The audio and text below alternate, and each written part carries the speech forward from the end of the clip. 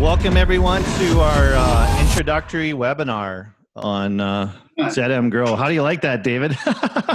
That's pretty cool. Rock and roll. You loved it so much you jumped out of your seat and spilled your popcorn. That's right. No, it's good. It's good. I actually stole that video from David and put a little bit of rock and roll on there, but it's great because there's a great network of people promoting this product around the world, and so we've been taking some of their marketing and running with it. But today is very exciting. It's been a long time in the works. It's actually been in the works since Agritechnica when my little brother went to Germany and came back and said, Dan, I think we found our next product.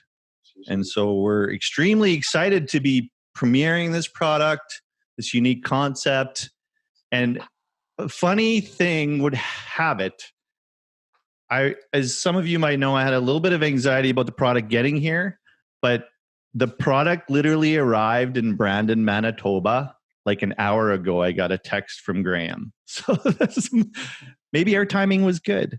And so we've got this product here to trial in Canada. We want to introduce it to the growers on the call and in Canada here. And with us today to do that is a number of people passionate about agriculture, passionate about this concept. And I'm just going to do a little bit of an introduction to everybody that's on the call here today for all the viewers and the listeners.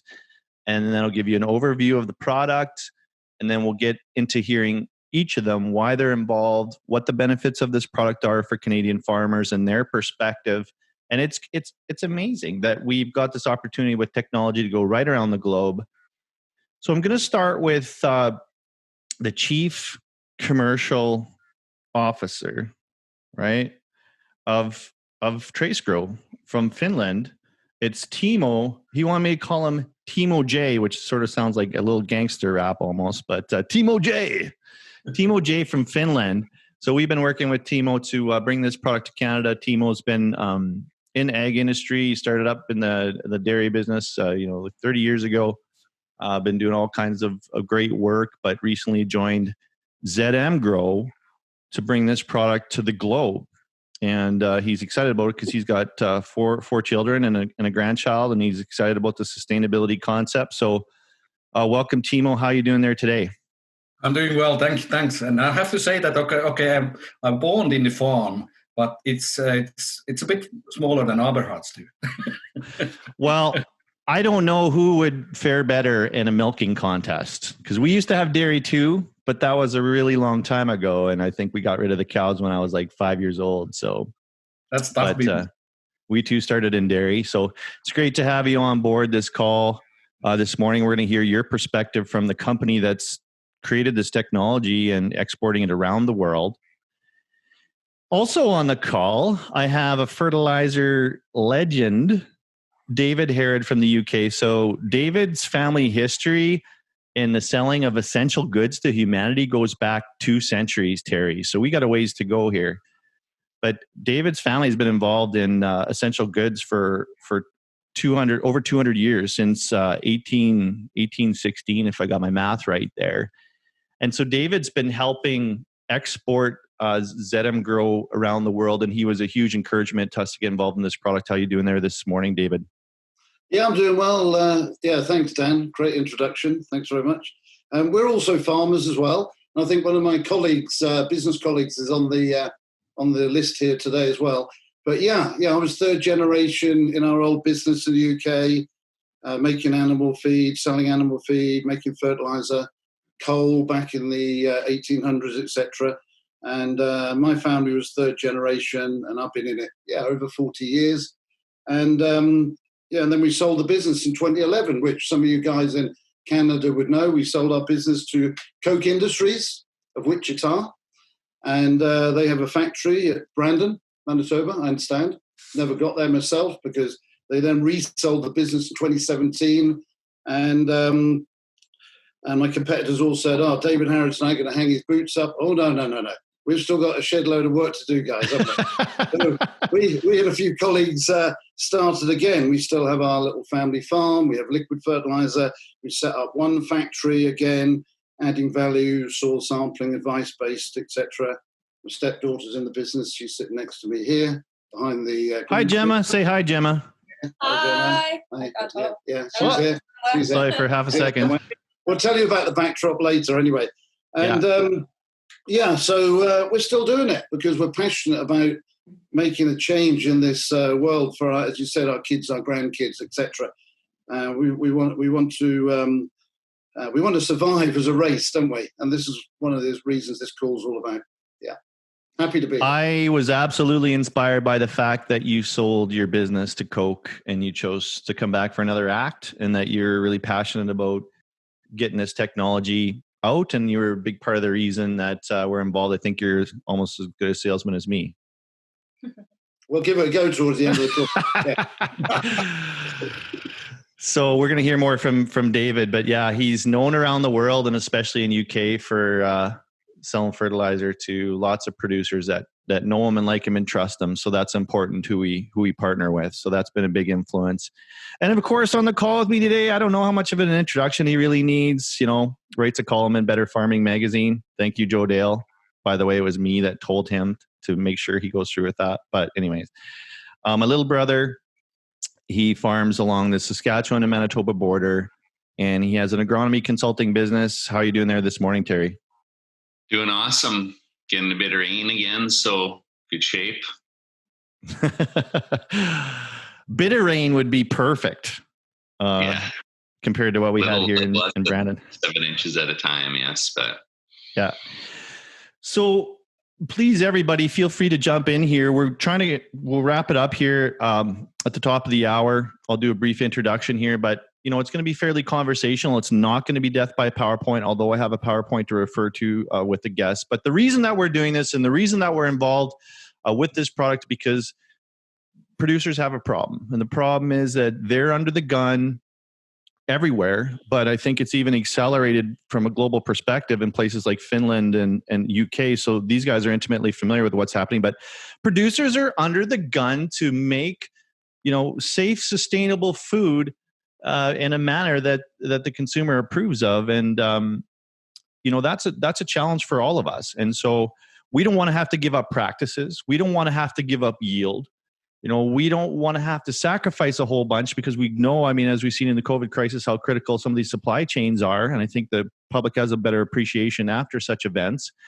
But the reality is there's going to be a lot of pressure going forward for producers to be sustainable. So what we're excited about is having the opportunity to bring choices that are not less than, they're equal to or greater, agronomic, logistical options that are easy to understand and easy to work with, that the producer can say are the most sustainable options on planet Earth, that are doing a tremendous amount of good in terms of volume, taking stuff out of the environment that we do not need in the environment to continue to produce food. And that's becoming more and more our mission and our mandate as things get clear for us. And that's the opportunity that we see to introduce Canadian producers to today with this new product, literally taking batteries out of the environment. We are talking 10 billion batteries manufactured and sold every year around the globe. And I went down to Canadian Tire to make that funny little video I made. It was $260 of batteries. It was 250 batteries that I bought, or 260 batteries, about $1 a battery. Well, that's what goes into every 10-liter jug of this highly soluble, tank mixable, agronomically sound product. Every 10-liter jug, okay, 250 batteries. So that's taking a massive amount of batteries that can do damage to the environment out of the environment, getting them back into our crops.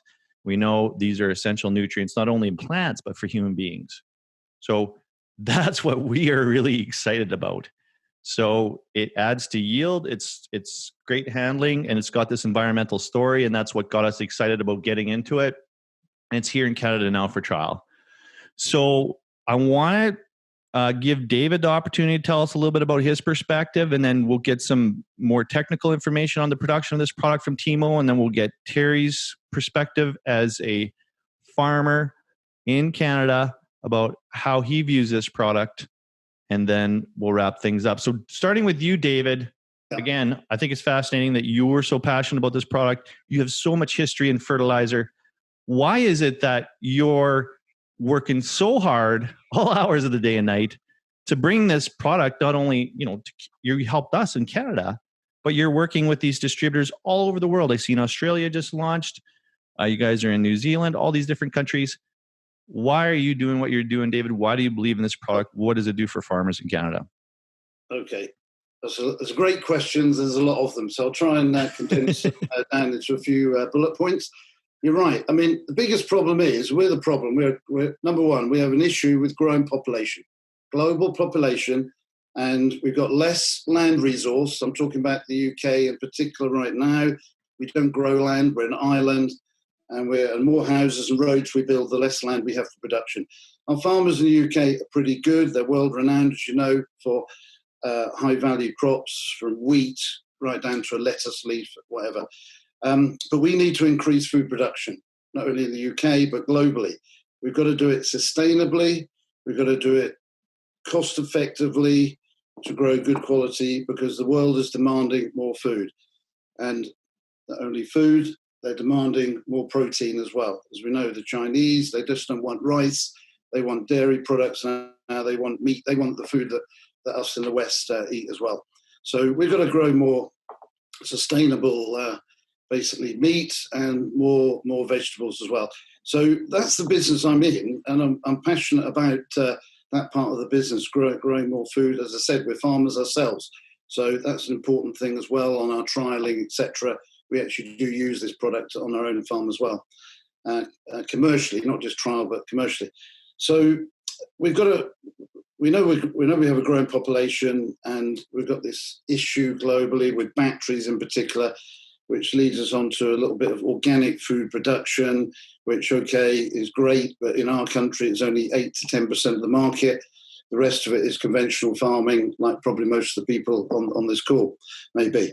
So, and I really enjoy bringing in new products down the pipeline. Getting first to the market is where you get all the buzz as well. You get all the attention, and you tend to do the business first as well. But you've got to move fast in this world, because if you don't, the world and stuff goes past you. So we all know about we have to be timely as well. So I was approached about a year ago by Tracegrow. They picked me up somewhere on the radar. And I said, yeah, we're in a mature market, right? The fertilizers have been around forever. Macro, NPK, secondary nutrients, micronutrient, everybody's in it, right? But then they said to me, yeah, but not everybody is in the circular economy. Then they got me thinking, about recycling, lowering greenhouse emissions, CO2 emissions, etc.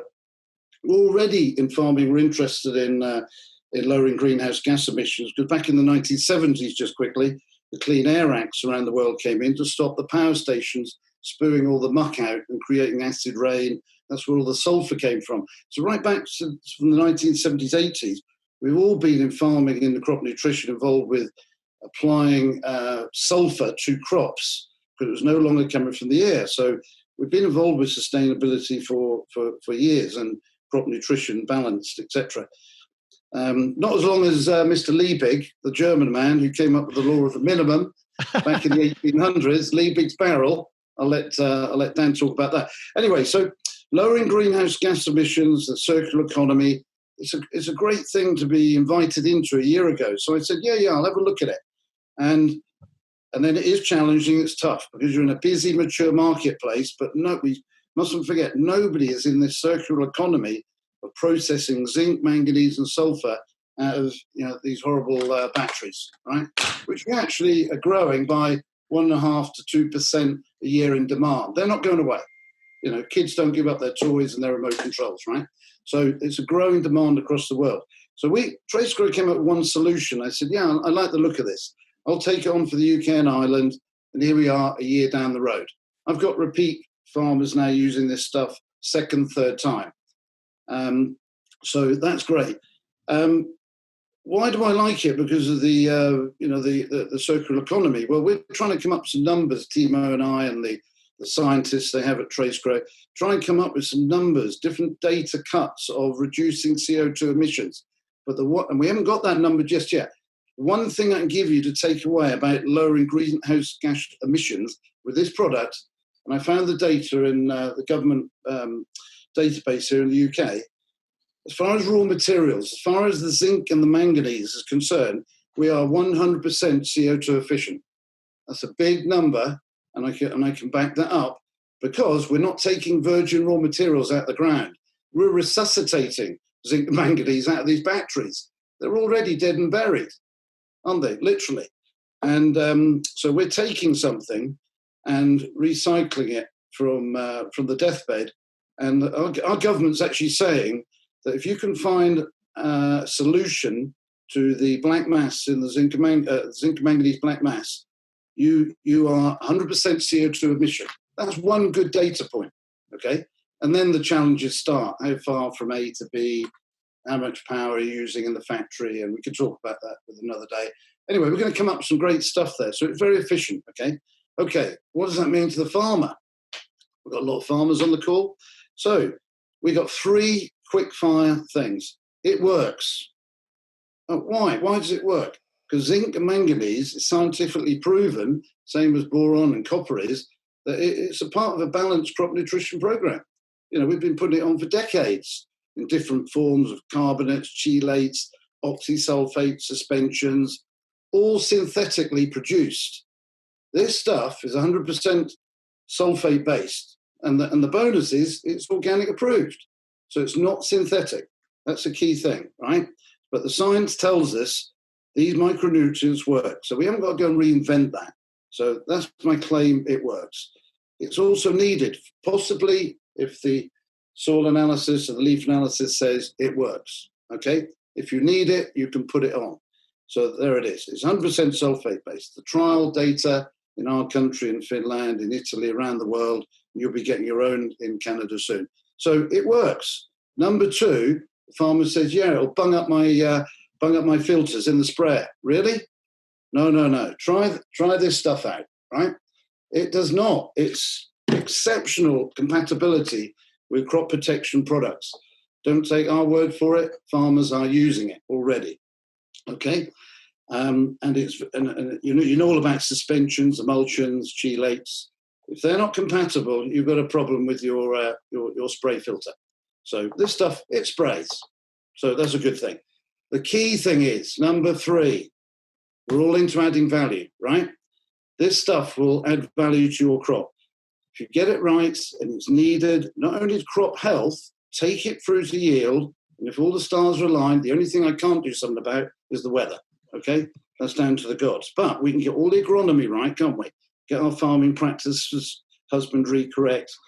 You can keep your crops more healthy with this, and you go through to yield, and you can, on wheat, barley, potatoes, sugar beets, we've done all the trial data, you can get crop yields. Maize, corn, we have that in the UK. So, and we've got all that data, and we're happy to put it on the back of our leaflets, our what we call our agronomy technical bulletins. We flag up some data there, which has been independently replicated, trialed out.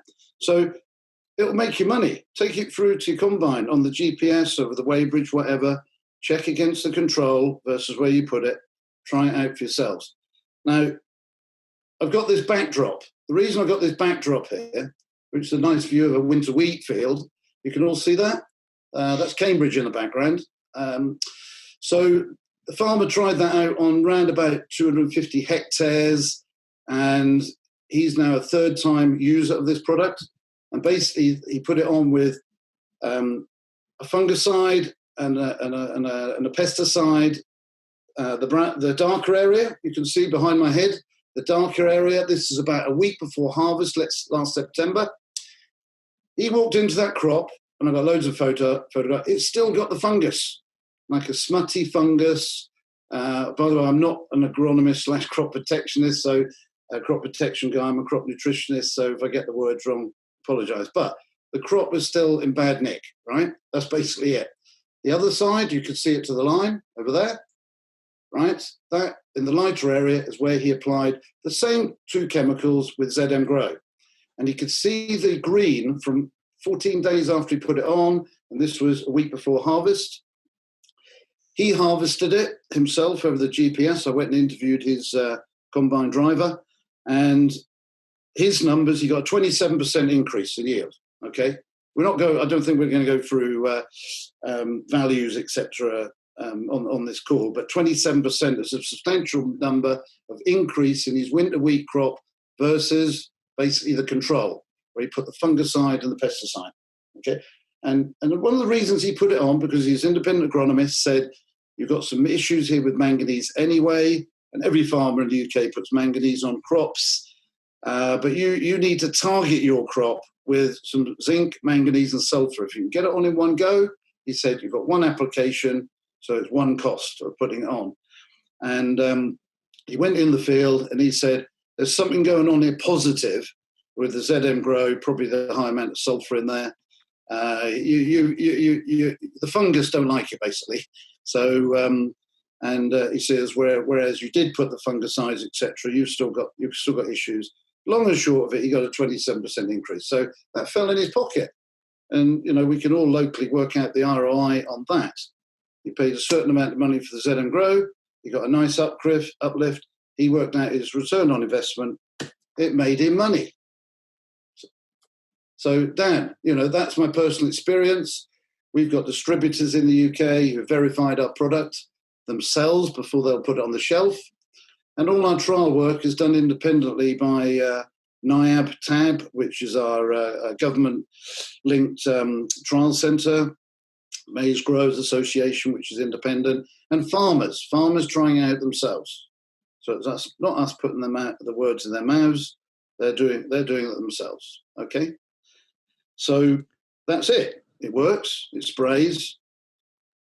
It makes you money. Okay.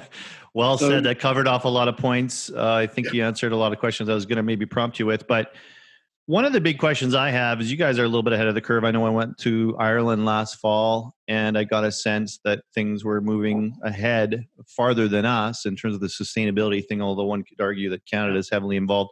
When are producers going to get paid for being sustainable? That's a great question. Is there anybody on the call that can answer that? Do you know what? This is the great thing. So a lot of these things, like global population, leaving out growing more food, because every farmer, I think, wants that. Global population, CO2, carbon taxes, the rest of it. The big question is, when is the stick or the carrot going to come along? Okay? So when's the farmer, i.e. going to be incentivized, perversely or non-perversely, to care about, not the hedgerows, but about CO2 emissions? Okay? In Europe, as Timo might know, it is coming. It is coming. We've got a new agricultural act coming into the UK. Farmers are going to be measured before they get their single farm payment. They're going to be measured on looking after the environment. Yes, that's the hedgerows, it's the wildlife, it's the water courses, etc. But they're also going to be measured. Questions are going to be asked about carbon footprints on food production. It's already been asked by some supermarkets. It's not here yet. It is not here yet. We've got it coming in our country. I think Ireland will be first, Dan, because of their heavy amount of livestock. 80%, they're 80% dairy, 20% tillage, which is arable, right? Wheat and barley. So they've got it coming first because the cows are spewing out methane and etc. And that is CO2. So they are coming first in Europe and maybe Finland, Baltic states, maybe, Timo? Yeah.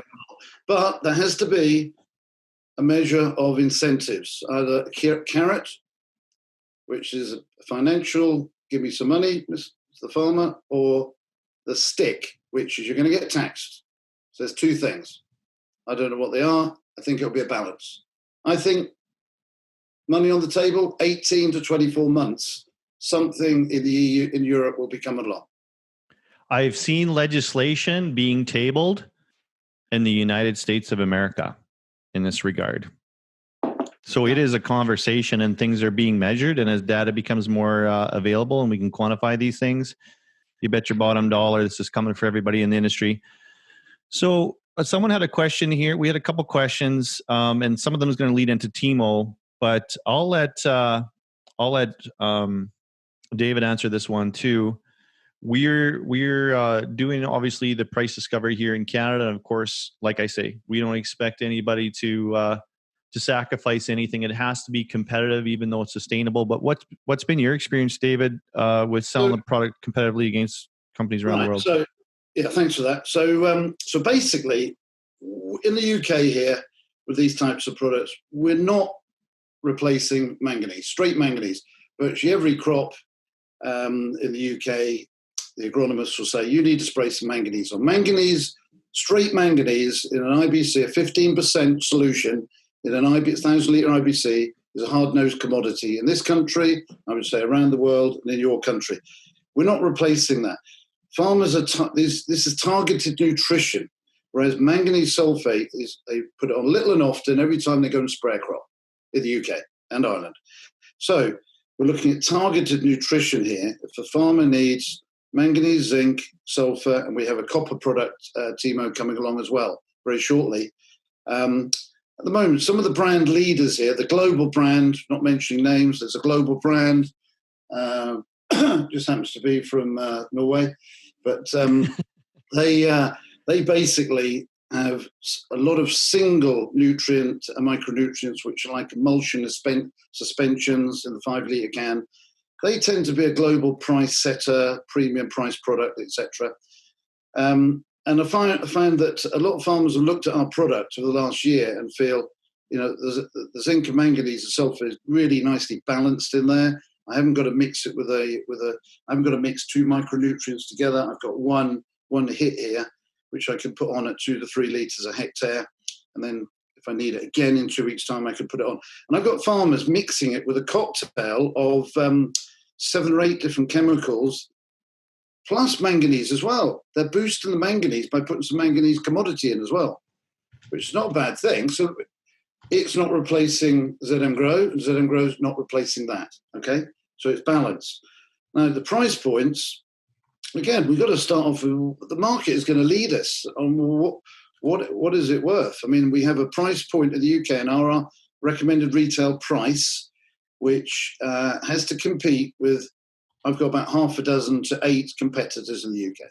All the usual suspects, from that global company all the way down to local producers, mixing up in a small warehouse. But it's synthetic again. You know, it's a carbonate, it's a chelate, a suspension emulsion as well. There are not many sulfates on the market, 100% sulfate. So we're price pitching it up there with our competitors. And if you truly look at it as it's adding value to the health and the yield of my crop, and you can generally get an increase in yield, you're going to get a healthy return on investment versus, getting in a muddle maybe with a suspension or a carbonate type of product with compatibility. I think some farmers are truthful. Some products are on borderline, on compatibility, etc. You won't have an issue with this. So, my farmers say, hey, it's not a manganese sulfate commodity. I can buy that as cheap as chips, but this is targeted nutrition, which is a totally different animal to a commodity, and we're not in that market. So we're price pitching it up there with the top 6 of our competitors in each country, and it's up to Dan to make sure that it's price competitive in his local market. You mean Dan and Timo? Yeah, Dan and Timo. I've made it price competitive. I mean, I've made it price competitive in my country. So my distributors will lead you to where they feel it should be pitched, and you pitch it where it needs to be. And you're going to be retailing it also to your farmers, and you'll make it work. You'll make it work. So on that, David, for all the Canadians on the call, we recently had an opportunity where an old colleague of mine who's strictly farming now had 320 acres of canola that's zinc and manganese deficient, and we connected through serendipity, and he's going to try this product out, and he compared, another industry company with. You'd have to bring the two products together. You have to bring the two nutrients together. You have two different jugs, and he price shopped those, and we were right in the zone. So, and then I don't think that was counting the value of the sulphate. But one thing that I'll tell you, beyond pitching to everybody on planet Earth the story of sustainability, is the handling. And so I want to go over to Timo now. Timo, and I'll give you kind of a laundry list of quick questions here and then let you go. And then if we have questions from the audience, that'd be great. But Timo, why are you involved with ZM Grow? How did this come to be? How did you get it certified organic in Europe? And why is this product handle so well based on the way you guys make it, that it matters to Canadian farmers? And I'll let you take the floor here for a bit, Timo. Thank you for that, and thanks, David. Actually, the picture behind of David, you can see there. I think that the 27% was representing 1,500 kilos increase per hectare, 1.5 tons. So it's valuable stuff what you can get there. So I'll start from beginning, because where the Tracegrow actually started was recycling company. The company who was recycling batteries, and they were focusing all different kind of batteries and recycling them and renewal of them. Because in Europe we have set target that 45% of the batteries should be recycled in, I think that it's 2021 or 22. And we are already there in Finland right now, but most of the Europe is tracking a little bit behind. From if we are looking really that how it came to the start, was that farmer families around this recycle factory realized that there is actually value on alkaline batteries, as 50% of each alkaline battery is zinc and manganese. So if we can recycle this 50% in sustainable way and put it back on the ground, that's kind of innovation what they were working for. The company was founded 8 years ago. First 6 years, we struggled with the local universities to make the process enough clean and enough productive as well. So we actually couldn't sell the product in the first 6 years. It was just growing with the investors' money. And in about 2 years ago, we got, and it's actually less than 2 years, it's almost 1.5 years ago, we got first certification to the fertilizer, and also same time organic certificate to use it for organic farming. And the reason how they gave it is that actually all these micronutrients are approved for organic farming. So we don't have anything more there. We have got all the aggressive or harmful metals out from there. There is no nickel, no cadmium, and it's actually very clean product compared to the battery. Right now, how we are producing is that we are actually getting the black mass from the alkaline batteries already from this recycle factory, who used to be part of us earlier. And we are starting so-called leaching process. So we put different chemicals and water in there, and we are actually leaching all the micronutrients out from the black mass, and then we are starting filtering process. We actually have now 2 patents for the process and filtering, because we can get some of the very difficully filterable micronutrients out there with our process. And the company has been now selling the product 2 years, and now really we are planning the next step. So actually, we are right now selling to New Zealand, Australia. We have deliveries agreed for Brazil and all around Europe, and luckily now in Canada as well. And we are planning to do the US as well. We got the approval in couple of the states, but we're planning that to go in the big numbers there. But what are the next steps? We are let's say that our Bible is recycling and circular economy. We want to create all the products using somebody else side product or waste and turn it to the valuable product and sustainable way. So we are actually planning to bring, we don't have the registration yet, but we have samples delivered already, so-called MGrow, which is the manganese sulphate. Strong manganese having 100 and actually it's almost 200 grams of manganese in a liter. So it's pretty strong stuff. And that is produced from the smelter residues. So it's actually from when they make mining and when they make zinc there. So they have the manganese as a residue from there. And we use that one there.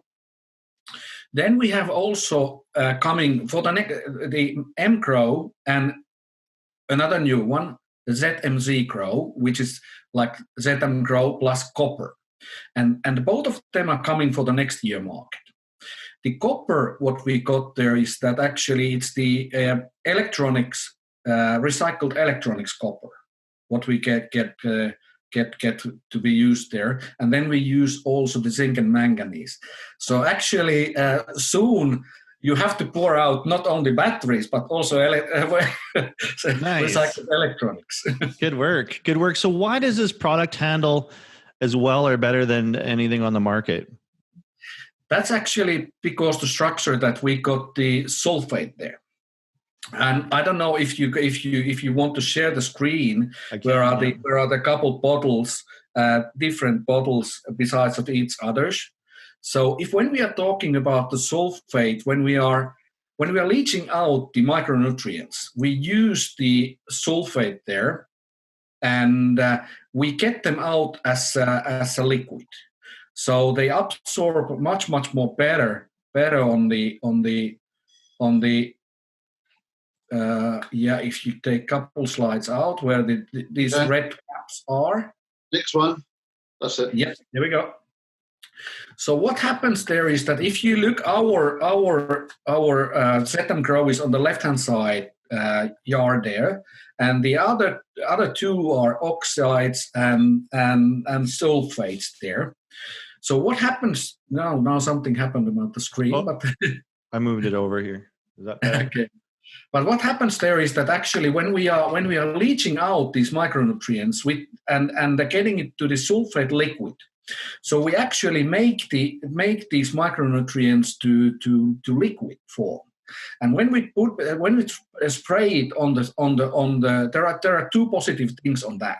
When we spray it on the leaves, they actually the micronutrients are absorbing much more better through the plant and getting effective there. Then another quite a big thing what the farmers really love about it is that it doesn't block at the filters of the sprayer.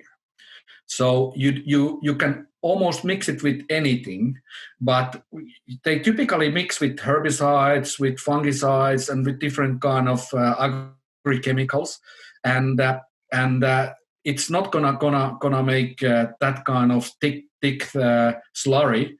If you look these oxides and sulfates on the oxide and carbonates and oxides on the right hand side, it's even hard to get them out from the jug because you have to. It's like jam inside there, and especially when you put it together, mix it together with other agrochemicals, it can easily form crystals or even filters. What you see on the next picture, I believe. This looks like what came up in my basement after 6 inches of rain in Brandon on the right. Yeah. So exactly. These are actually filters. The pictures what David got from farmer in UK, putting different things there. We know that some farmers are doing cocktail of 9 different chemicals to put on the same tank with the ZM Grow. Sounds like my brother. We're spraying that through the. Terry's had this. This might be an actual photo of something that Terry put in his tank on the right. Yeah. So tank mixable is a big deal. What are we looking at here? You guys have mixed this with a lot of different chemicals over time, right? Yeah, this is actually kind of this is not any more up to date tank mixing table. This is from the last year, but we are just preparing much more comprehensive table. But it's gonna be big thing. I think that probably David could comment a little bit about this mixability because you had the biggest mixtures there. Yeah. So basically, because we've been doing it a year, okay. So every farmer who's taking it on trial or has bought it as a customer, we're asking them for feedback. We're saying, right, please, I mean, we're probably selling them fertilizer out of a spreader anyway, granular. So we know these farmers pretty well. So we're asking them for feedback. We're saying, let us know, what are you mixing it with? You know, what's your agronomist telling us? And we're getting lots and lots of emails coming with very long chemical names. And I sort of say to them, hey guys, I just want to know what the brand name is. So they tell us what the brand name is, you know, mainly Bayer, Syngenta, FMC, Headland, things like that, BSF. They're the main products. That's what we want to know. We want to know what the brand names are. And so I sent over a list about 3 weeks ago to Timo and the scientist over there. I think we're nearly up to about 80 or 90 different brands now, brand names, okay? And that's from farmer feedback. They've used it. They've done their little jar tests, etc., to make sure, you know, there's a way to mix it, isn't there? You know, the water, the chemical, the ZM Grow goes in last, mixing all the time. And so we're up to a list of about 80 now, which is great. And then some of our, so we're getting that direct off farmers who are telling us who are taking it, and also our distributors. We have some distributors in the UK as well. They're feeding back to us as well. So we're building the data. We all know our business is full of data. Data is important now. Helps us make decisions. But in this case, we need to know everything about what farmers are mixing it with, so we can share globally the database. Other people are doing this. We've been doing it for decades. You can see it on people's websites, you know. So, and that's where we need to get as well.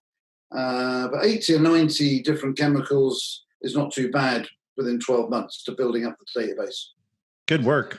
Good That's work. where we are. I want to get Terry's perspective. Yeah, that's awesome. I want to get Terry's perspective here before we got to wrap things up at the top of the hour. And I got an interesting offer for everybody in terms of trialing. I'm just going to pitch it to you, Terry. What's your perspective on all this as an agronomist and a farmer? Yeah, so I mean, it's pretty exciting. Of course, when I was in Agritechnica, I was kind of wandering the halls looking for something unique or interesting, and I stumbled across the ZM Grow booth and immediately thought, hey, this is really something unique. So when it comes to zinc and manganese for root growth and maturity and all kinds of other things, we know, as it's commented in the chat, it can be a bit of a crop safener. So especially in pulses, a lot of times agronomists would recommend some kind of a foliar with zinc in it to help the pulse crops metabolize a herbicide and not get that yellow flash as much. So we've been working on a granular zinc program for quite a few years, but even with that, you know, our tissues are kind of marginal, still a bit marginal on zinc. And then manganese also can be very important and something that we're low in at times. And so I always look at, I mean, we're not always looking for just a recipe that fits for everybody, but when you do need multiple nutrients, there's some synergies there when it can go on at the same time. And even just from the convenience factor for the farmer and the grower, or your guy mixing in a sprayer, if you need both zinc and manganese and there's a benefit there, it's nice to have it in one jug versus two separate jugs that you got to mix separately, right? And I'm actually quite intrigued and excited about the potential of having copper in there too, because that's something generally in our area here that we work with our clients. Copper is something that we're a bit low on and in need of as well. So that, I think that could be a really, really interesting combination. So yeah, that's kind of where I think there could be a lot of value here, and it'll be really interesting to see how this product fares in our market. And yeah, so we've seen kind of in our tissues and stuff over the years that basically the micronutrients that we need to worry about here in our geography is zinc and boron and copper and manganese are kind of the ones that show up as being low on the crop. So we did have a question. The real question was, why do you have crutches? Yeah, so I noticed that too after the call started. But yeah, my 16, 17-year-old daughter now, yeah, she bust up her knee skiing this winter, and of course now with the COVID situation, she hasn't been able to get in to get her MRI and see what we need to fix it up. But those are hers. Yeah, I keep those around to beat Dan into shape when he comes out. So. Good story. Good story. I'm glad that you shared that. So we did have a question. 1 liter per acre, is that the recommended rate? And what is the preferred stage of application for cereals, wheat and barley, and for canola? And just if we could do it really quick, I'm not sure, David, if you want to take that one here. Have you got the chart? Because we go in the UK, I notice there's an agronomist on here called Mr. Edward Bradley. He might be able to help us out here.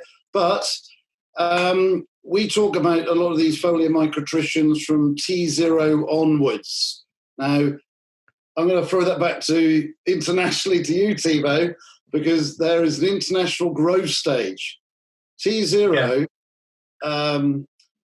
is when most these crop protection products start to be applied. Yeah, actually, it's actually. Yeah, well, what about the egg?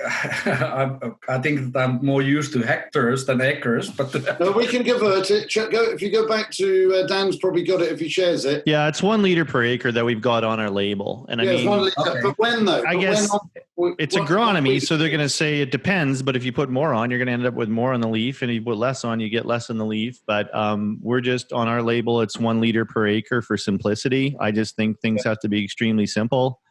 It's 10 acres per jug, and tank mix it, and we can get it in totes and we can get it in jugs. Yeah. And the question was the timing. The question was the timing on the crop. Oh, the timing. Yeah, the timing. Yeah. So on the label, it's 3 leaf to flag leaf on wheat. Oh, there you go. That's what it is. Yeah. Okay.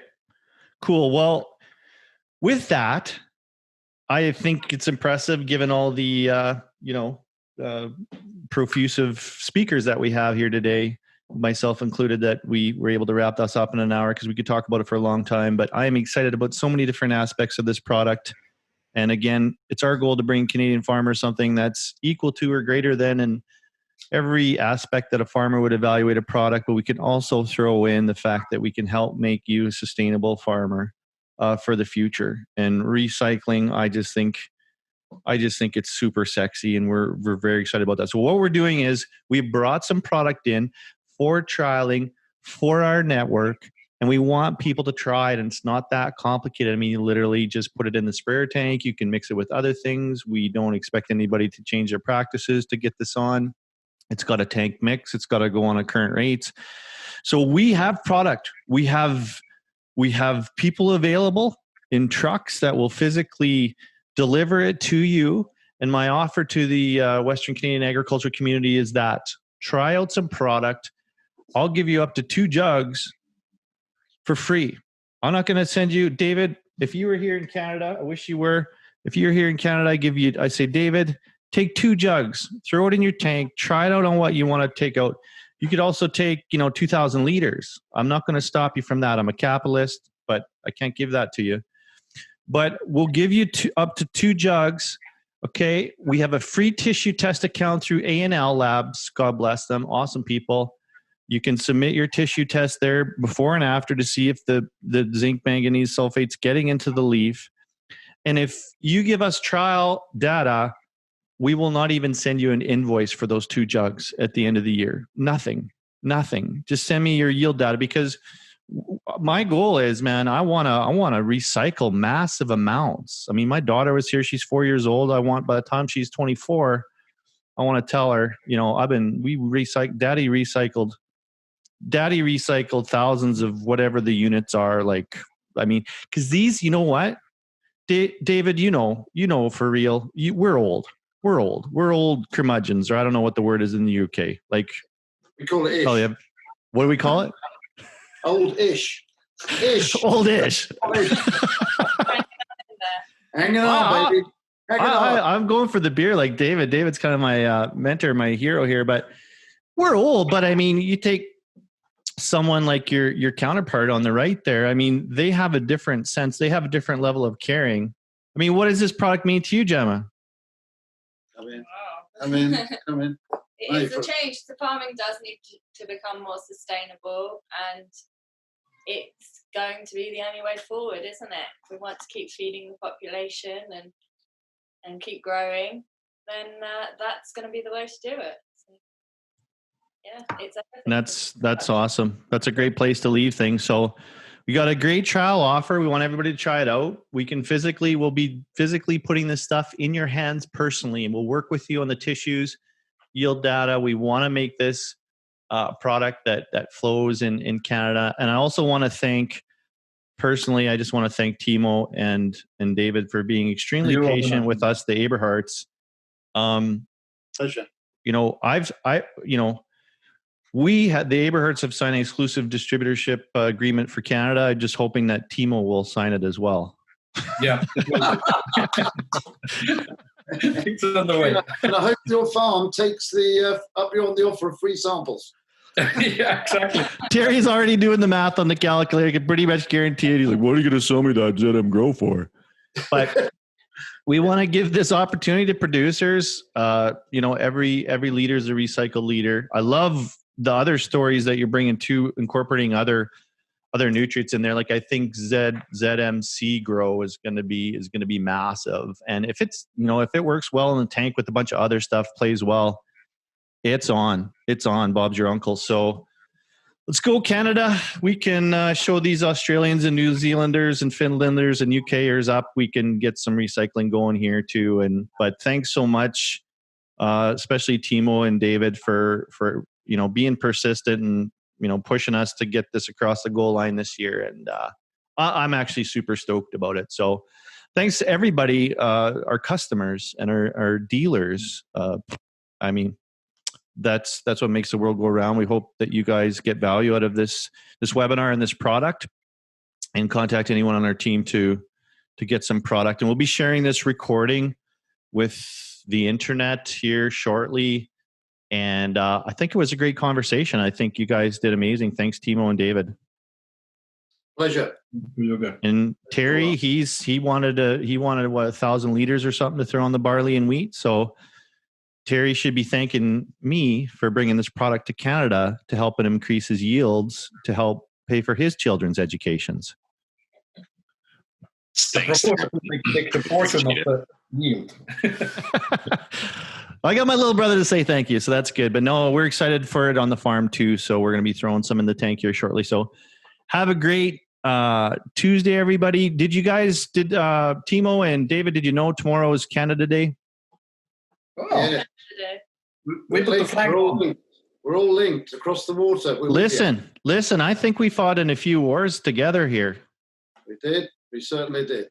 We certainly did. And there's good battles to be fought here going ahead. I'm proud of what we're doing. So thank you, guys. Thank you. Thanks a lot. Have a great day. Well, thank you, everybody. We'll talk to you soon. Thank you. Bye. Bye for now. Good job, guys.